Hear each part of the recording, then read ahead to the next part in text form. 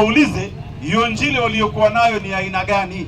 Sisi ni watu wa Qur'ani, tunaitwa ahlul Qur'an. Kulikuwa na ahlul Taurat, ahlul Injil. Sisi sio ahlul Injil, sisi ni ahlul Qur'an. Ni kama umuulize Gen Z leo, uliwahi ona constitution aliyotumia Kenyatta? Atakujibu aje? Hata hajawahi ona wala imuhusu. Lakini ukimtafuta babu yako aliona hiyo constitution, babu ya babu yako aliona hiyo constitution. Labda nikuulize. Sasa mimi ni Gen Z, sijaona constitution ya Kenyatta. Kwa hiyo ina maana wewe hujaona hiyo Taurati sahihi. Mtaonaje wakati mimi si usiki na hiyo Taurati? Usiki wakati gani? Kidogo. Nisikize, kama Mkenya halisi, naamini kulikuwa na constitution wakati wa Kenyatta. Safi. Na ilikuwepo, si ni kweli? Ni kweli. Wakati wa Kenyatta. Sawa. Constitution, katiba ya nchi ilikuwepo. Ilikuwepo kabisa. Lakini sasa hivi tuko na nyingine, sio ile, tofauti na ile. Babu yangu aliiona. Na kama yuko hai atakwambia ile na hii tofauti ni kidogo. Umenipata vizuri? Ile inasema lazima kuwe na president, na hii pia inasema lazima kuwe na president. Tofauti ilikuwa ile haikuwa na governor, ilikuwa na PC. Umenipata vizuri? Ya saa hii iko na governor, haina PC, lakini yote inakubali kuna utawala wa rais na naibu rais na lazima kuwa na MP. Umenipata? Baadhi ya vitu vinafanana na baadhi ya vitu vinapingana. Sasa subiri, mimi huwezi kunihukumu na constitution ya Kenyatta. Mimi ni mtu wa saa hii, constitution yangu iko same. Sisi ni watu wa Qur'ani. Subiri, sisi ni watu wa Qur'ani. Sisi sio ahlul Injil. Sasa swali nauliza. Swali yako sasa wewe, ngoja kidogo. Dakika moja. Wewe uko upande gani? Uko upande wa Injili ama upande wa Qur'ani? Swali ndio mimi nauliza liko hivi. Wewe umesema tena, umetoa mfano mzuri. Yeye siwezi kumuuliza habari ya katiba ya Kenyatta. Na ilikuwaje wewe hujafikisha miaka 100 umeona Qur'an ambayo ina zaidi ya miaka 600? Kwa sababu ndio imebaki milele. Hii katiba tulionayo saa hii ni ya 2010. Na kuna mtu ambaye, nisikize vizuri, saa hii tuko 2026, ni miaka ngapi hiyo difference? Si michache tu, michache. Na bado itaendelea kubaki kama haitabadilishwa. Kwani neno la Mungu kidogo itaendelea kubaki kama hataletwa mtu mwingine wa kuleta katiba nyingine. Lakini tuje katika maneno ya Mungu. Mimi nimekwambia ni mtu wa Qur'ani. Si ni kweli ama ni uongo? Wewe. Mimi ni mtu wa nini? Kwa ufai kusoma Injili. Ngoja kidogo, sina shida na Injili, lakini mimi ni mtu wa Qur'ani. Je, ndugu yangu, na wewe ni mtu wa Qur'an ama ni mtu wa Injili? Mimi ni mtu wa Injili. Injili sahihi iko wapi? Injili. Sasa swali nimekuuliza leo narudisha. Sasa si wewe ndo mtu wa Injili, sio mimi. Nasema hivi. Wewe nimekuuliza kidogo. Umerudisha mpira. Mfano nikimwona Kenyatta leo, nina haki ya kumuuliza katiba yake iko wapi? Si ni kweli? Wewe. Yeye. Haufai, si lazima. Ni lazima kwa sababu ndo alikuwa anatumia. Labda alikufa ikaipo kidogo. Kumbe inawezekana amekufa ikafanywaje? Ikapotea, labda alikufa yeye. Na leo kumbe ukakaa hauko rada ikafanyaje Injili? Mimi Qur'ani ananiambia kila aliyesoma Taurati iliyo sahihi. Ina maana ipo, inafaa Waislamu wasome. Kila aliyeisoma, sio atakayesoma. Kidogo. Sio atakayeisoma. Sijasema hivyo. Ni aliyesoma. Past ama future. Aliyesoma. Ngoja, aliyeisoma. Sema hivi, kuna atakayeisoma, maana yake itaendelea kuwepo na watu wataendelea kufanya nini? Watasoma. Atakayeisoma. Lakini aliyeisoma maana yake ishapita. Ina maana ashasoma tayari. Ashasoma tayari, imepita. Nasema hivi, sio future. Sio future. Sio kitabu ya kuendelea kudumu. Kitabu ya kuendelea kudumu ni Qur'ani. Sasa Taurati aliyeisoma iliyokuwa sahihi na Injili iliyokuwa sahihi. Swali, je, wewe ulisoma iliyokuwa sahihi? Nini? Nini hiyo? Injili iliyo sahihi uliisoma? Wewe Qur'an ndio umenielezea. Sasa Qur'an tushamaliza. Qur'an najua. Labda anwali tuseme hivi. Ngoja kidogo. Kwa mfano.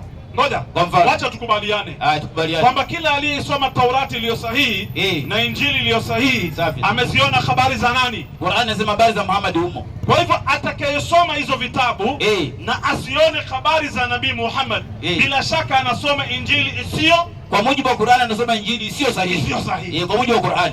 Sawa. Wewe Injili uliyoisoma, uliona habari za Nabii Muhammad? Mimi sijaziona huko ndani. Kumbe sio nini? Hiyo ni maneno yako naweza. Ananielewa. Hiyo ni maneno yako. Kumbe Injili uliyoisoma ambao hujaona habari za Nabii Muhammad humo, itakuwa sio Injili aina gani? Ili kwa mujibu wako. Kwa mujibu wa Qur'ani. Kwa mujibu wa Qur'ani. Nadhani nilikuuliza hapo.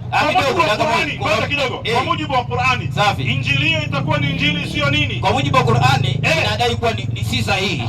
Mpa huyo sasa. Sasa ndo nakuuliza wewe. Subiri sasa.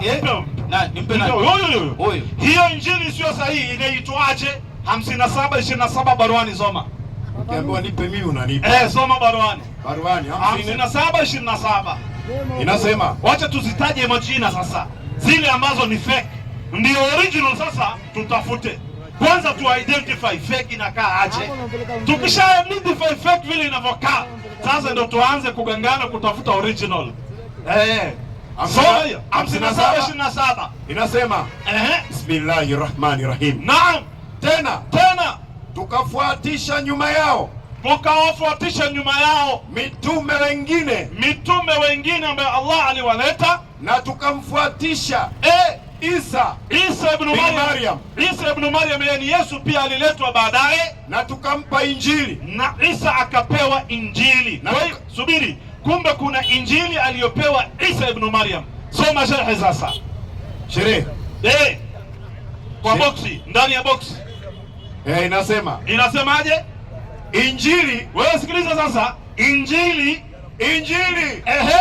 aliyofunuliwa Nabii Isa alayhi salam, Injili aliyofunuliwa Nabii Isa yani Yesu alayhi salam na Mwenyezi Mungu, sio hizi zinazoitwa Injili za Mathayo, Marko. Sio hizi za Mathayo, Marko, Luka na Luka. Sio hizo. Na Luka ambaye ni mganga. Na Yohana. Sio hizo. Tayari Injili ya Nabii Isa totally different na hizi za Mathayo, Marko, Luka na Yohana. Endelea sasa. Endelea tu. Na mchuzi. Endelea na mchuzi. Na Yohana ziliomo katika Biblia. Sio hizo. Endelea. Injili hizo ambazo ziko ndani ya Biblia zinaambiwa kuwa zimeandikwa na hao waliotajwa kwa mfano, kwa ufunuo wa Roho Mtakatifu. Zinaambiwa ati ni hao ndo waliandika kwa ufunuo wa Roho Mtakatifu. Endelea. Nafsi ya tatu ya uungu. Endelea. Kama wanavyoamini wa Kristo. Kama wanavyoamini tu. Hii ni mambo ya kuamini tu wa Kristo. Endelea. Lakini kwa hakika, sasa uhakika na ukweli ni kwamba wataalamu, wachunguzi wa Biblia, wachunguzi wa masala ya Biblia, wasomi wa Biblia wanakubaliana ni mutafaqun alayhi, wamekubaliana wote kuwa watungaji wake hasa hawajulikani kweli. Ati nini? Hawajulikani. Hawajulikani kweli. Vimetungwa hata hawajulikani ni kina nani. Endelea. Yajulikana kuwa ziliandikwa kwa miaka mingi baada ya Nabii Isa. Kumbe hata hizo ni vitu vimeletwa baada ya Yesu kuondoka. Ni uongo, ni tumbo. Yesu ashaondoka, zililetwa baadaye. Endelea. Na baada ya kufa wanafunzi wake wote juu ya Injili 4 zilizochaguliwa kuwa katika Biblia na wakuu wa kanisa. Kumbe ni wazee wa kanisa walifanya voting katika karne zilikuja through ballot paper. Unaona sio maneno ya Mungu na si yangu tu, hata Luka alisema moja Luka. Luka mwenyewe alisema, ataelewa tu. Alisema mwenyewe. Kisha anakupa hiyo Biblia yenyewe. Sasa swali tunauliza, ikiwa fake iko hii hapa, fake tunayo hii hapa, original mulipeleka wapi? Luka 1:1. Yaani mwenye utampata naye noti ya fake, unafaa muulize original iko wapi, kwa sababu mpaka apate fake maana yake aliangalia ile original akajaribu kuikopi. Kweli uongo? Hao wanaotengeneza pesa za fake si wanatengeneza kutokana na ile original kabisa. Wanaangalia original, wanaanza kuikopi, wanakuja na fake. Kwa hivyo utakayempata naye fake, huyo ndio utamuuliza original alificha wapi. Unadhania ndio kabisa, kumbe fake. Hao wenye kutengeneza pesa za uongo hao hao ndio wanajua original inakaanga wapi kabisa. Sasa tukimwona mtu ameshika injili fake, ni lazima tueleze original alificha wapi. Lazima tu. Alificha ile original akaja na fake. Na sisi ni wajanja. Allah shatupatia Qur'ani, tunajua kutofautisha fake na original kabisa. Soma hiyo. Luka mganga wa kienyeji anasemaje? Anasema hivi kwa kuwa watu wengi Sikiliza vizuri, kwa kuwa watu si wadogo, ni wengi, watu wengi. Kwa kuwa watu wengi wametia mikono kutunga kwa taratibu, walitia mikono kutunga Biblia kwa taratibu, habari za mambo yale yaliyotimizwa katikati yetu, habari ya mambo yale yaliyotimizwa katikati yetu, kama walivyotuhadithia, wale waliokuwa mashahidi wenye kuyaona. Luka mwenyewe hajaona, kunini hadithi tu, watu walioona anapokea hadithi kutoka kwao, yeye mwenyewe sio witness. Endelea. Wametunga kwa taratibu, tena walitunga kwa utaratibu sana, na watumishi wa lile neno tokea mwanzo. Nimeona vema mimi nami Luka. Anasema sasa naona pia nishindane na wao, nimeona vema nami pia kama Luka, kwa kuwa nimejitafutia ushahidi wa mambo hayo yote tangu mwanzo. Nimefunuliwa. Wewe unasoma vibaya. Nimefunuliwa. Nimejitafutia. Ni kitu amefanya personal research. Nimejitafutia ushahidi wa mambo hayo yote tangu mwanzo. Amefanya research ya hapa na pale. Endelea. Kukuandikia kwa taratibu. Kwa taratibu. Unaona sasa? Pole. Unaona Paul au Luka na yeye pia alifanya research yake akaandika. Sasa mtu kama Onyango anakuja anasema ni maneno ya Mungu. Hatari sana. Qur'ani peke yake ndio maneno ya Allah. Wama yantiqu anil hawa in huwa illa wahyu yuha allamahu shadidul quwa. Qur'ani peke yake ndio haki. Sasa swali yetu inabaki, sisi si watu wa Injili, sisi ni watu wa Qur'ani. Nyie mnaodai watu wa Injili ambao mmebeba Injili sio sahihi, original mulificha wapi? Mpe ajibu. Onyango. Haya, Anwari, ngoja kidogo. Umetoa haya kama 5 hivi. Tunayempata na fake. Nisikize vizuri, polisi akikupata nayo fake anakutia ndani, si ni kweli? Akikupata na nini? Fake, noti fake. Noti gani? Ya pesa? Ya pesa ambayo ni fake. Sawa Atakutia wapi? Akishakutia ndani, akikuitisha honga anakuitisha ile original, hakuitishi hiyo fake. Nisikize vizuri Kwa sababu anajua original. Anajua kabisa original. Sawa Sasa sisi si watu wa Injili, sisi ni watu wa Qur'ani. Original tunaijua huwa inataja habari za Nabii Muhammad. Umenipata vizuri? Hii haitaji, ile original inataja. Swali tunakuuliza wewe, tuliyokupata naye fake, original umeficha wapi wewe? Na swali liko kwako anaenda. Wewe jibu wewe. Subiri kidogo. Sio sisi. Wewe jiwaje hii ni fake? Kwa sababu Qur'ani imetueleza original imetaja habari za nani? Qur'ani imekwambia. Imetaja habari za nani? Hebu naomba niulize. Subiri kidogo wewe. Qur'ani imesema original imetaja habari za nani? Qur'ani inasema. Wewe nisikize. Original imetaja habari za nani? Qur'ani inasema kila aliyesoma Injili iliyo sahihi na Taurati iliyo sahihi ameziona habari, si jina. Sawa, habari za nani? Ameona. Sasa hizo habari ndio mimi nilikuwa naomba ili wewe uwe mkweli, sawa na nyinyi mmetangaza kwamba sisi Injili yetu ni fake. Sawa Akasoma maelezo ya shehe ya Sheikh ametoa hapa. Na pia akaita Luka mganga. Huyu mwalimu pia ni hatari. Luka kama ni mganga, sawa Kwani ni uongo? Ngoja, si mganga? Kuna tofauti ya tabibu na mganga. Sijauliza tofauti. Luka ni tabibu. Sio mganga. Kolosai 4:14 Luka ni tabibu. Luka ni tabibu ama ni mganga? Luka ni tabibu. Mpe huyo. Haya. Luka hiyo dibaji yake. Soma hiyo Luka. Hiyo imprimento. Hiyo imprimento. Inasema Luka hapo dibaji ya Luka. Hiyo imprimento. Hiyo imprimento. Soma hapo utangulizi wa Luka. Ataelewa tu.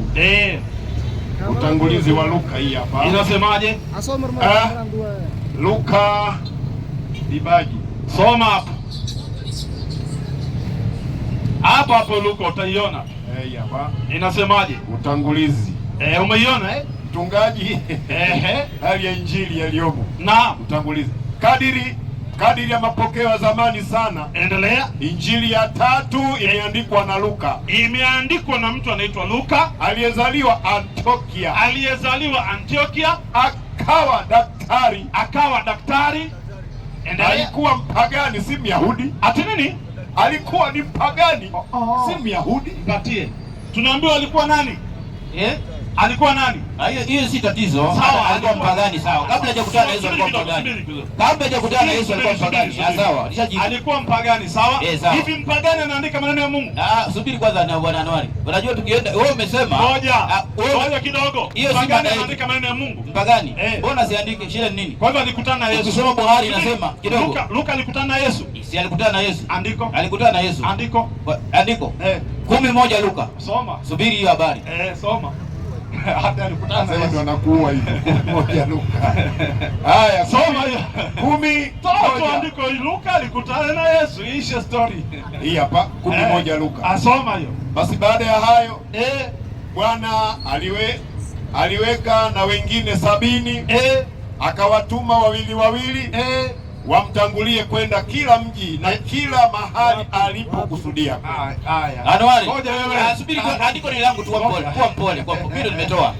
Tunafahamu ukisoma Mathayo sura ya 10, Yesu alichagua wanafunzi 12. Tukua kwanza, kwa mpole. Mimi sina shida. Tulie basi. Lakini sio swali yangu. Tulia kwanza, tulia. Hata basi la kutulia. Tuwe na ishara kwa. Uliniambia Luka alikutana na Yesu. Subiri. Kwani andiko linasema baada ya hayo Bwana aliweka na wengine 70. Sawa. Si ni wanafunzi sawa. Kabisa. Sawa hao wanafunzi 70. Nipe majina yao kama Luka hakuna ndani. Toa majina yao. Rudia tena. Toa. Rudia tena. Ndio umekufa hivi. Rudia tena. Ukisikia jina ya Luka njoo nipige viboko 70. Rudia tena. Atoe kama ilivyoandikwa, akamwona Mathayo nifuate. Toa ndiko nifuate. Toa ndiko moja Luka alikutana na Yesu. Luka nifuate. Acha ujanja. Luka alikutana na Yesu andiko. Mpaka uombe msamaha useme hajakutana naye. Soma tena usikie Luka hapo. Leo utatoa Luka nifuate.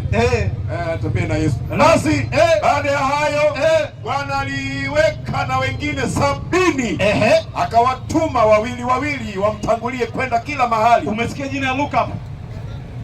Anwari. Kwani hao ni wangapi wamechaguliwa? Sijui. Ya 70, si ujui umesema ni 70. Majina yao. Majina yataje sawa? Sasa umbona unaweka Luka. Wewe ulijua asubiri kwanza. Umbona unaweka Luka. Wewe ulijuaje la Luka hakuna? Sasa wewe ulijuaje Luka yuko? Si maana 70 wako hapa, Luka yuko. 70 yuko Luka. Mwandishi huyu vipi? Anwari swali lako ni kwa Onyango. Wewe hukusema yuko katika 70. Wewe ulisema alikutana na Yesu. Swali yangu inabaki pale pale na sitoki.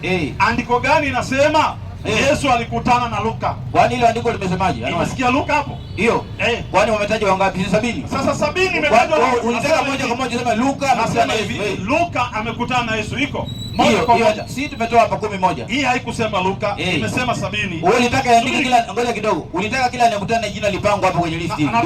Nataka hivi. Kwa maneno yako, ulisema Luka alikutana na Yesu.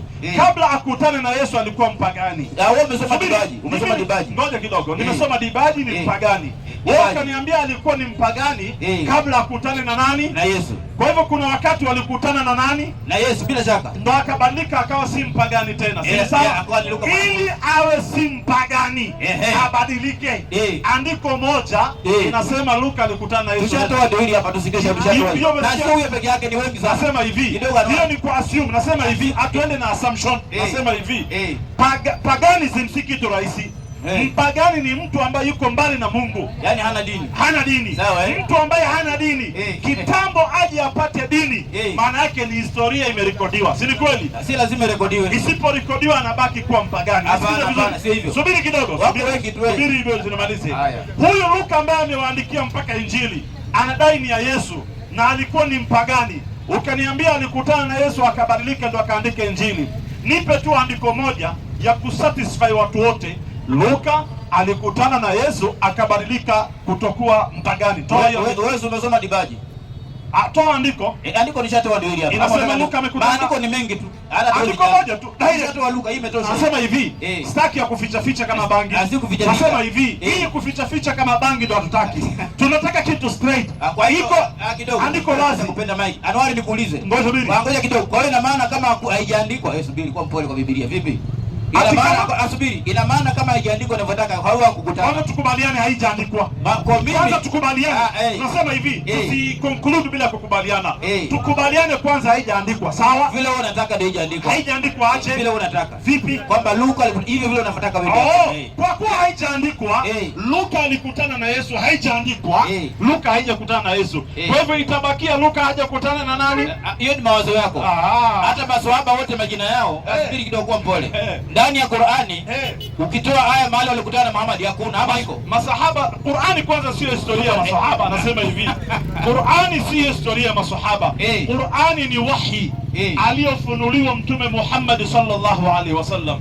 655. Sikiliza Qur'ani ni nini? Na unataka Biblia wahi. Ngoja unataka wahi ya Biblia iandike historia ya watu. Kwa nini? Ilete tu iseme Luka alifunuliwa wahi akawa nabii akaandika kitabu. Mtu huyo asome.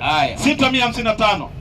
Hiyo ni Qur'ani, ni wahi, sio historia ya maswahaba. Tukitaka historia ya maswahaba iko vitabu vya historia vya maswahaba. Ukitaka vitabu vya historia vya manabii ziko Qisasul Anbiya, ziko kando hiyo. Hatumix haki na batil kama Gideri. Ninyi mnachanganya historia ya maswahaba wa Yesu na historia ya Yesu na wahi aliyofunuliwa Yesu kuambia watu, yote mmechanganya kama Gideri. Ni kama uchanganya hadithi na Qur'ani, mix up zote. Itaingia akilini. Sasa wanataka wachanganye hivyo Qur'ani. Qur'ani haijachanganywa. Maneno ya Allah yamebaki ya Allah, maneno ya Mtume Muhammad sallallahu alaihi wasallam yamebaki maneno ya Mtume Muhammad sallallahu alaihi wasallam, maneno ya maswahaba yamebaki ya maswahaba. Kila kitu imewekwa mahala pake, haijachanganywa. Sio kama nyinyi mnachanganya kila kitu. Soma hiyo. Alafu tutampa mfano kwenye Mathayo 1:4-18. Itapewa tu. Tutakupa mfano. Soma hiyo. Inasema Qur'ani 6:155. Inasemaje? Kwa jina la Mwenyezi Mungu mwingi wa rehema mwenye kurehemu. Na hii Qur'ani, wewe sikiliza vizuri. Na hii Qur'ani ni kitabu tulichokiteremsha kwenu. Ni kitabu ambacho Mwenyezi Mungu amekiteremsha kwetu, kilicho na baraka nyingi. Hii Qur'ani sio historia ya maswahaba, ni kitabu chenye baraka nyingi. Sio majina ya maswahaba, hii ni yenye baraka nyingi. Endelea. Basi ifuateni. Mungu anasema fuateni hii na muwe wacha Mungu ili mrehemewe. Mfuate, muwe wacha Mungu mrehemewe. Sio majina ya maswahaba. Biblia yenu ndio majina ya maswahaba ya Yesu, majina ya maswahaba wa Paulo, majina ya maswahaba za watu, maneno ya watu. Mwalimu, 4:18 Mathayo. Inasemaje? Na Yesu alipokuwa akifundisha akitembea kando ya bahari ya Galilaya, aliona ndugu wawili, Simeoni aitwaye Petero na Andrea aitwaye nduguye. Naam. Na Andrea nduguye, wakitunga jaride katika bahari. Naam. Kwa maana walikuwa ni wavuvi. Endelea. Akamwambia, nifuateni. Unaona wapi Yesu alisema Luka nifuate? Wapi? Luka nifuate. Luka nifuate, twende. Uandike kitabu cha Luka, hamna. Sasa hiyo mada tumemaliza, alhamdulillah. Nisomee sura ya 2 aya 75 Qur'an. 2:75 inasema Bismillahirrahmanirrahim. 2:75 inasemaje? Kwa jina la Mwenyezi Mungu mwingi wa rehema mwenye kurehemu. Kabisa. Kwa wale wanaoandika 2:75 Qur'an inasemaje?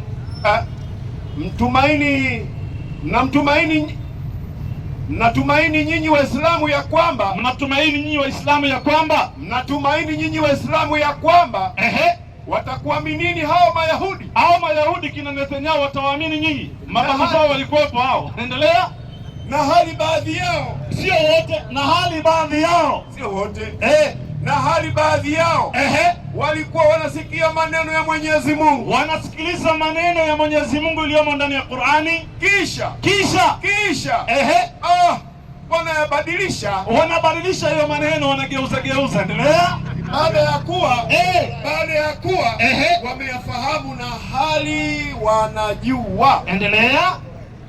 Na wanapokutana na wale walioamini, yani wanakutana na Waislamu, husemaje?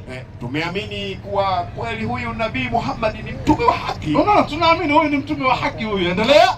Katajwa katika vitabu vyetu. Unaona, sasa wanajua kabisa ametajwa katika vitabu vyao. Na wanapokuwa peke yao, sasa wakienda wakikaa peke yao, sasa wanasemaje? Wao kwa wao husema, wanasemaje?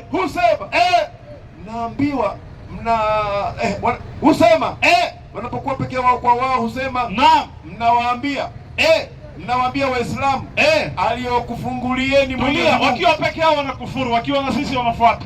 Haya, mpatie huyo mzee wa mwisho. Mnawaambia Waislamu aliyokufungulia Mwenyezi Mungu, msiwaambie. Mpatie huyo. Wayahudi wanafiki sana. Huyo wa mwisho. Huyo wa mwisho. Kisha nirudi kwako. Kijana, habari yako? Mzuri sana. Sema ashhadu. Kwanza nashukuru kwa... Umesikia nimesema nini? Umesema niseme ashhadu. Sema ashhadu. Kwanza before niseme hivyo, ngoja kidogo. Ningeomba kwanza sema ashhadu.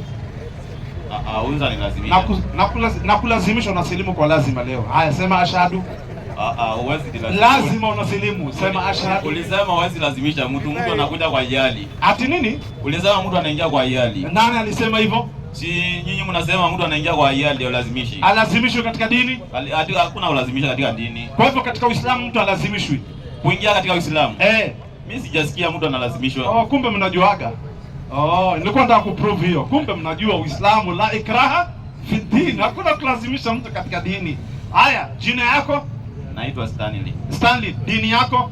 Mimi ni mfuasi wa Kristo. Mkristo kwa hivyo? Ndio. Swali yako? Na before nauliza swali.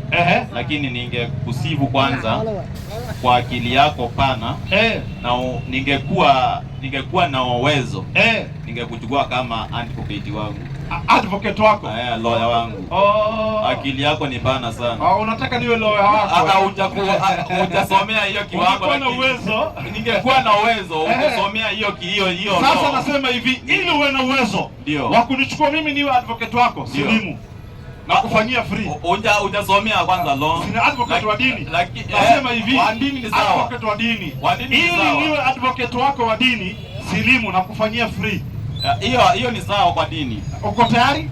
Siko tayari saa hii. Sasa ni gani wewe niwezi? Nipe muda. Sasa uniwezi. Sijasema ninakuweza. Haya, endelea. Mimi nakuja kwa utaratibu. Haya, uliza swali. Niulize swali. Katika hii kitabu ya Kumbukumbu 18:18. Naam. Naomba isomwe ndio niulize swali sasa. Utasome uulize swali. 18:18 Kumbukumbu inasemaje? 18:18 Kumbukumbu la Taurati inasemaje? Nami nitakuondokeshea nabii miongoni mwa ndugu zao, mfano wako wewe. Nami nitatia maneno yangu kinywani mwake. Naam. Naye atawafunulia yote utakayomwamuru. Endelea. Ndio hiyo. Tayari ama ni Aya. Mwalimu, swali yangu inatoka katika hiyo aya. Naam, uliza. 18:18. Hiyo maneno ilitimia. Sasa nasema hivi, Biblia ni yako ama ni yangu? Nauliza hivi. Biblia ni yako ama ni yangu? Mimi kitabu changu ni Qur'ani, yako ni gani? Nimeanza kusema. Nasema hivi nisikize kidogo. Nasema hivi nisikize. Nimeanza kusema. Mimi ni Muislamu, kitabu ninachoamini niitwaje? Ni Qur'ani. Na wewe ni dini gani? Mimi ni Mkristo. Kitabu unaamini ni gani? Naamini Biblia. Kitabu ulichosoma ni Biblia ni Qur'ani? Ni Biblia. Ni Biblia. Ndio. Inafaa hiyo Biblia ujibu wewe ama mimi?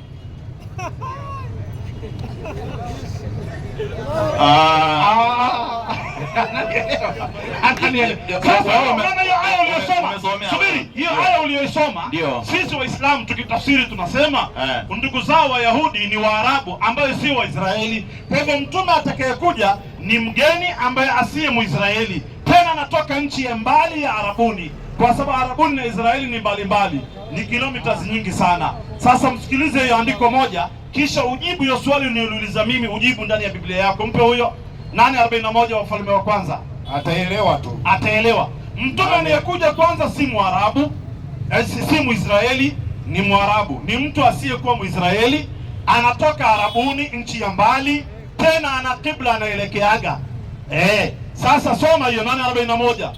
8:41 Wafalme wa Kwanza. Mtume mgeni inasema 8:41 hata na mgeni naye huyo mgeni asiyekuwa mmoja wa watu wako Israeli, au huyo mgeni si Muisraeli. Endelea. Atakapokuja kutoka nchi iliyo mbali, huyo mtume ambaye si Muisraeli ni mgeni kwa Wayahudi, akikuja kutoka nchi ya mbali iliyo mbali sana, kwa ajili ya jina lako, tena atakuja kwa jina la Allah, anakuja na Bismillahirrahmanirrahim.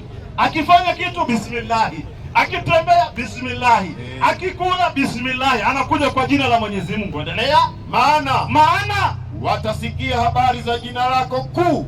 Watasikia kupitia yeye jina la Allah ambaye ni jina kuu, Allahu Akbar. Watasikia neno Allahu Akbar kupitia yeye. Endelea. Na za mkono wako ulio hodari, na za mkono wako ulionyoshwa. Endelea. Atakapokuja na kuomba kuielekea nyumba hii, kuelekea Masjidul Aqsa, anafanya kibla huko. Endelea. Na aliomba kweli. Aliomba kwa anaelekea huko. Endelea. Basi usikie huko mbinguni. Mungu anasikia dua yake kutoka mbinguni. Swali yangu very simple. Huyo ambaye si Muisraeli anatoka nchi ya mbali, ako na kibla, anaelekea Al-Kaaba na anaelekea Masjid Al-Aqsa. Huyu ambaye si Muisraeli, huyu si Muisraeli, ni mgeni, anakuja kutoka nchi ya mbali, na Biblia inasema msikizeni yeye, atakuja kwa jina kuu la Mungu, atasema Allahu Akbar, na anaanza kwa jina la bismillah, anasema kwa jina la Mungu. Huyu anaitwa nani? Mpe. Na kuelekea nyumba hii. Na anaelekea hiyo nyumba, mpe. Nani huyo? Nani huyo? Mwenye kibla, nisikize vizuri, ni mgeni, si Muisraeli, anakuja kutoka nchi ya mbali ambayo sio Israeli, anaelekea Israel kama kibla yake ya kwanza, anakuja kwa jina la Mungu, anafundisha watu jina iliyokuu Allahu Akbar, na anatumia bismillah. Huyo ambaye si Muisraeli anaitwa nani? Jibu wewe, Biblia ni yako, sio yetu. Ukisema Muhammad hatuna shida, ukisema si Muhammad utuambie huyu si Muisraeli ni nani. Waislamu sawa sio sawa? Ni mimi ama ni Biblia? Rafiki yangu, Biblia si ni yako? Biblia ni yangu lakini umeitumia. Umesikiza si ndio hapo? Biblia ni yangu lakini umeitumia. Sawa, si umesikiza andiko? Nimesikiza andiko. Imesema kuna mtu anakuja si nani? Na sasa wewe subiri. Mwalimu. Ngoja kidogo. Inasema kuna mtu anakuja si nani? Mbona kuna Nasema nakupa nafasi nisikize. Nafasi mbona ni bei? Nakupa nafasi. Inasema kuna mtu anakuja ni mgeni si nani? Mpe arudie usikize vizuri, hata tunanyamaza. Rudia tena. Maiki imekuwa moto. Maiki imekuwa moto. Biblia yako hiyo. Huyo ambaye si Muisraeli anatoka nchi ya Israeli, nchi ya mbali ambayo sio ya Israeli, anatumia bismillah, anafundisha watu Allahu Akbar, akona kibla ya kwanza, anaelekea Masjid Al-Aqsa. Huyo anaitwa nani? Narudia simple tena. Ni nani huyo? Narudia. Rudia tena. Fungueni masikio nita kabisa. Sasa wanaanza kufanya research na Google sasa. Rudia tena. Hii ilikuwa sina hiyo. Soma tena. Hii kali.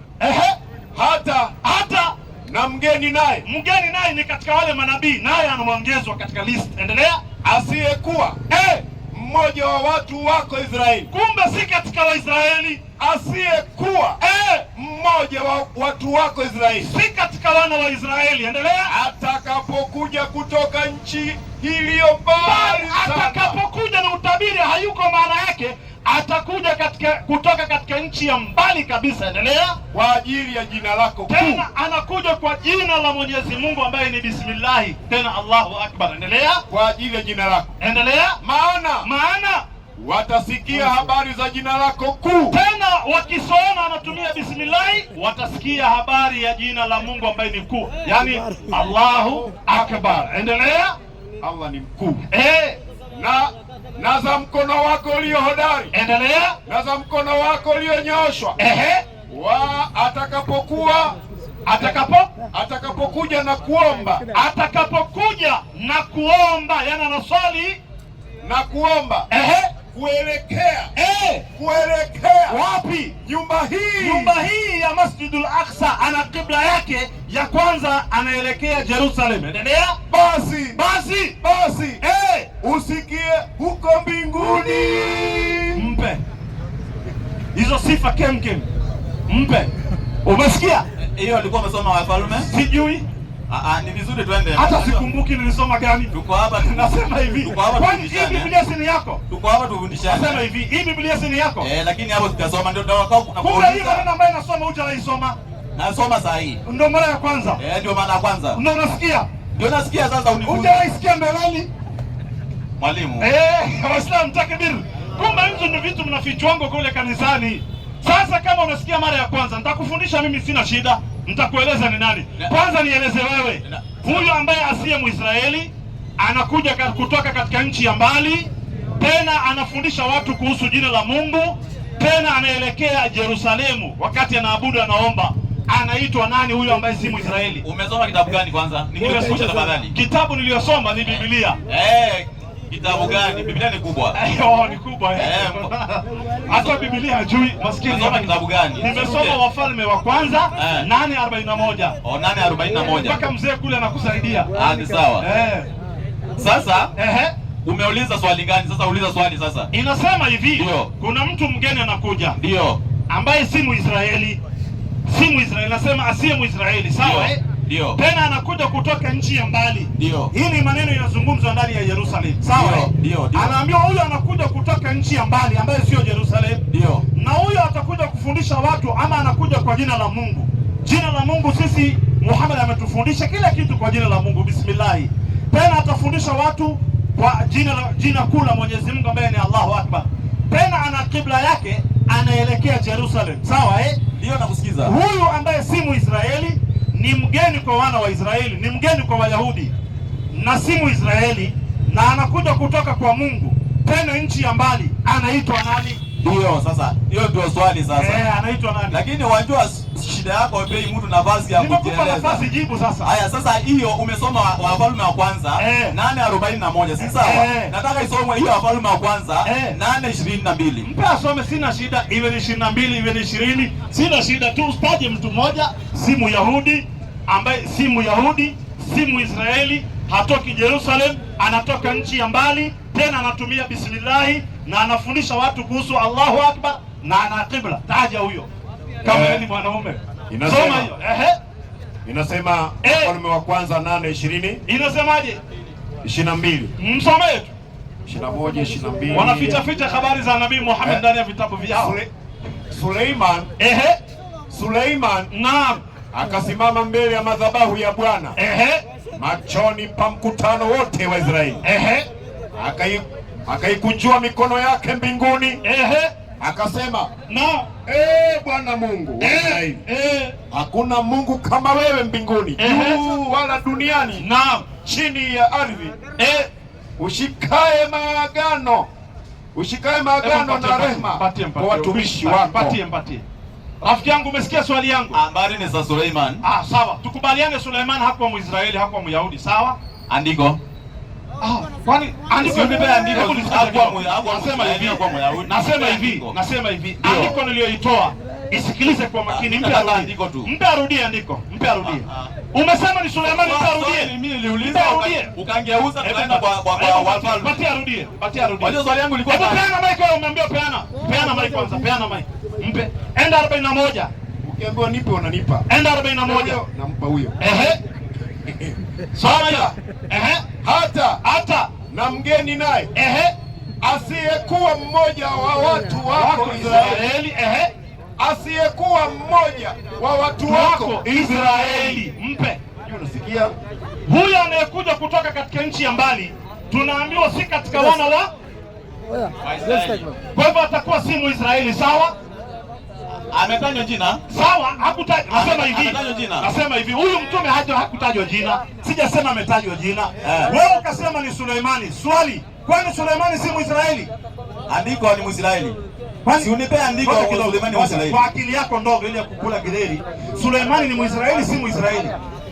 Tusiende kwa hiyo unazungumzia mtu hata hujui kabila yake. Nasema hivi, huyu Solomon, Suleimani si mwana wa Daudi. Si mwana wa Daudi. Ni kweli. Si mwana wa Isaka. Ni kweli. Si mwana wa Ibrahimu. Ni kweli.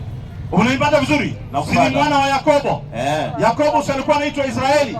Ndio. Watoto wa Yakobo si wanaitwa wana wa Israeli? Ndio. Kwa hivyo Suleimani ni mwana wa imeandikwa.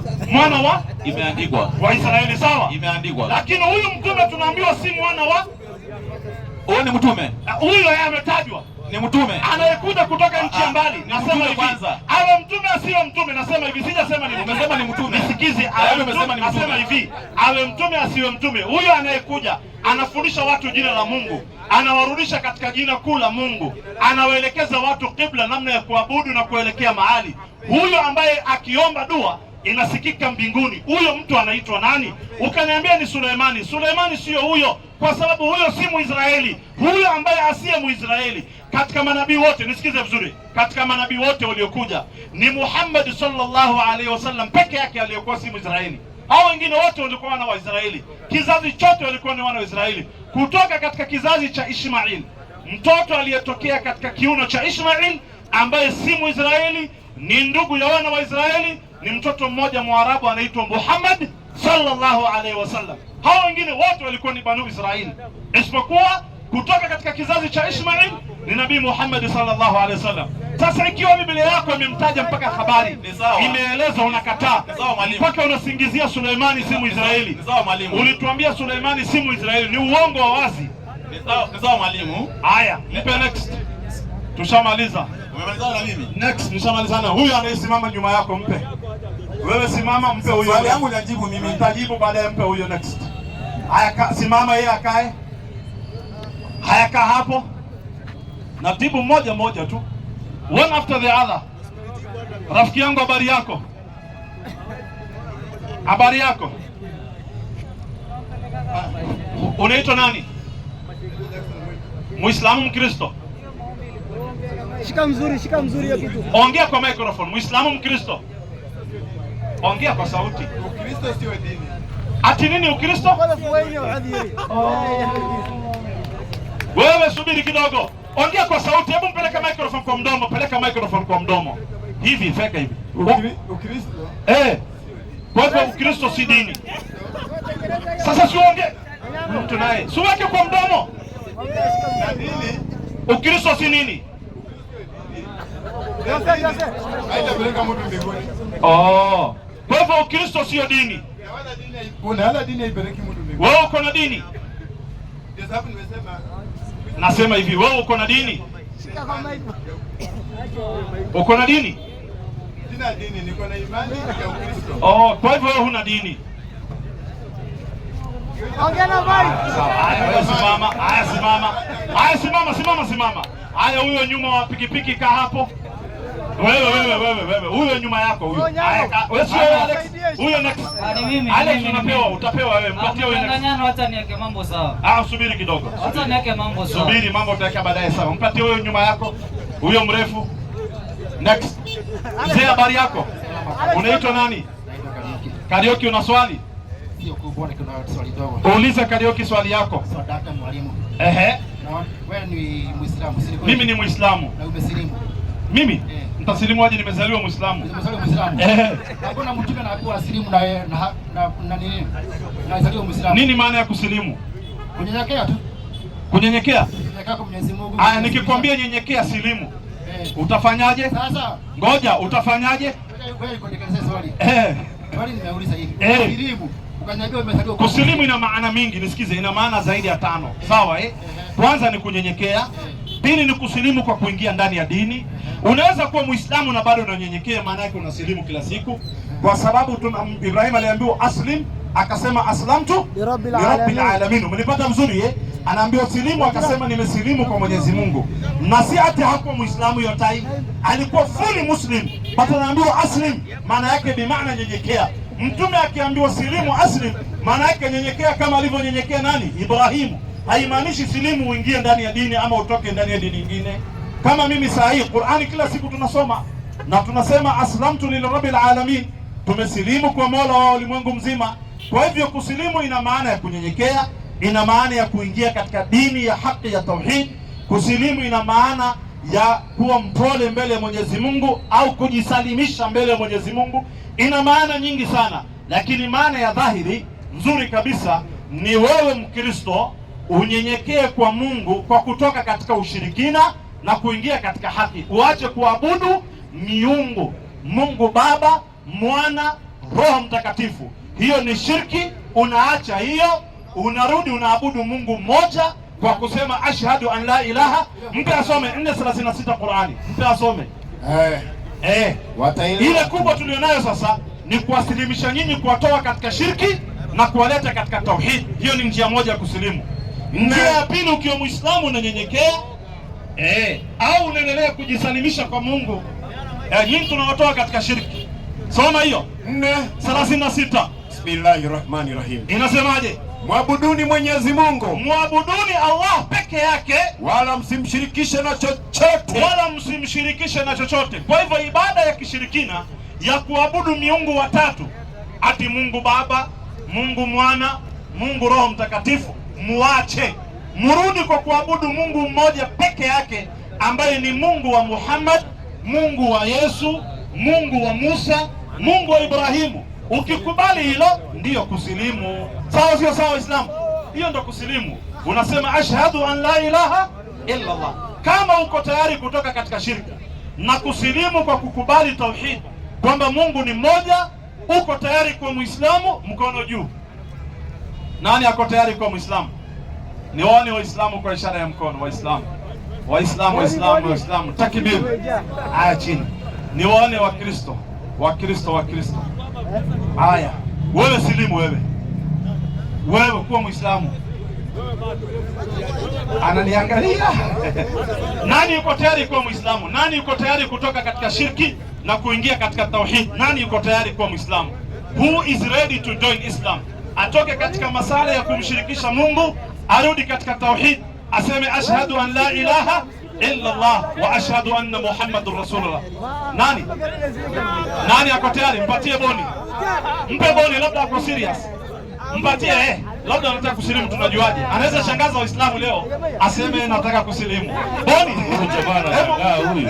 Watu wanashangaa boni anataka kusilimu. Anashangaa. Hebu Waislamu wangapi wanamkaribisha? Wangapi wanakaribisha boni? Waislamu takbir. Boni niambie tayari. Sasa wacha niulize swali moja. Nimesema hivi, nani ako tayari kuwa Muislamu? Swali moja kidogo. Sijauliza nani anauliza swali. Niliuliza nani ako tayari kuwa Muislamu. Uko tayari? Swali moja ukijibu. Sijauliza nani anauliza. Nasema hivi, nisikize. Sijauliza nani ako na swali. Kuna mali sijaelewa. Nasema hivi, sijauliza nani ako na swali. Sasa nitasilimu. Niliuliza hivi, nani yuko tayari kuwa Muislamu? Uko ready kuwa Muislamu? Kuna kitu nataka nijue, nitasilimu. Hiyo utajua msikitini. Uko tayari? Mpatie huyo. Waislamu takbir. Nani mwingine yuko tayari kuwa Muislamu? Nani yuko tayari kuwa Muislamu? Leo tunataka mtu aje kusilimu. Tushatangaza tauhid. Nani yuko tayari kuwa Muislamu? Waislamu takbir. Ana waga sina tauhid. Wama alaina illa albalagh almubin. Iko wapi Abdurrahman?